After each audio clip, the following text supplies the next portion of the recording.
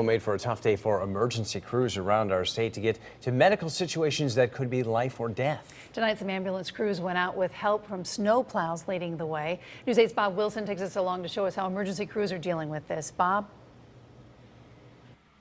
Yeah, we're in the back of an Aetna ambulance right now in Hartford. This is Matt joining me. He's the supervisor for the shift. Do you have a lot of calls going on right now? Slowed down. It was very busy earlier. Now it's a couple slip and falls, one chest pain, and a couple diff breathers. And that's about it right now. And that's what they're out there right now. And they're out in this, and we've been following them and riding along with them and putting you on the front lines to show you what they go through and how you can help them do their job better.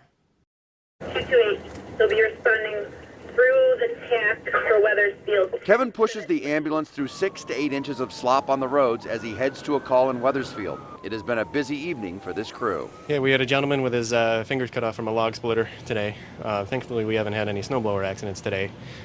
We've had a cardiac arrest this morning. And now they're heading lights and sirens to a slip and fall patient. The problem isn't the snow. Kevin is used to driving in it, and the plows are clearing the way. It's the other drivers. A lot of people, they don't want to get stuck in the snowmake, so they don't want to move over for you. And what I found is a lot of people that they don't need to be out. But they're out there clogging the roads. And so for a big storm like this, Aetna Ambulance brings on more crews and more equipment so they can spread it around and shorten the response time. We'll stage ambulances all over the city. We have 2 or 3 in every different part of the city. The crews know already that it's just slow down, take your time. But telling an EMT or paramedic to slow down isn't in their nature, but safety is. And as long as they get the patient into the ambulance quickly, they can stabilize them for the long ride ahead.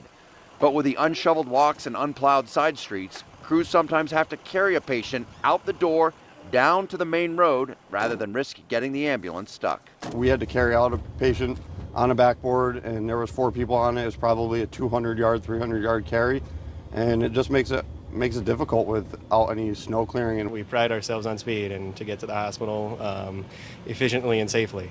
And just in this weather, sometimes it's just really difficult to get there really safely, so it just takes a lot longer.